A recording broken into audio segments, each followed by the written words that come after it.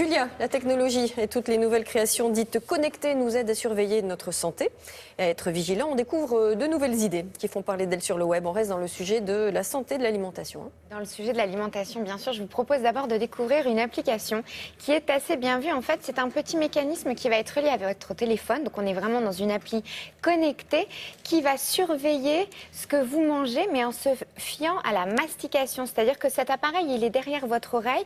Il va analyser votre comportement alimentaire, les sons, les mouvements que vous faites, et il va même reconnaître les aliments en fonction des bruits que vous faites. Il va ensuite vous donner des conseils, des conclusions, des recommandations pour que vous changiez vos habitudes alimentaires et aussi pour que vous fassiez attention si vous êtes en train de faire un régime, par exemple. Alors, un autre appareil que je voulais vous présenter, c'est ce distributeur automatique. C'est une machine à café comme celle que nous avons dans le couloir. Alors, cette machine, elle est intelligente, peut-être même trop finalement, parce qu'au moment où vous allez commander, elle va détecter votre âge, votre poids, votre taille et même votre humeur pour voir si l'achat que vous vous apprêtez à faire est judicieux. C'est quoi le procédé là? Comment elle détecte l'humeur? Écoutez, là, il vous reconnaît, il vous regarde et il voit si vous êtes à votre 4e café. Et il ne va pas vous le fournir, il ne va pas vous le donner.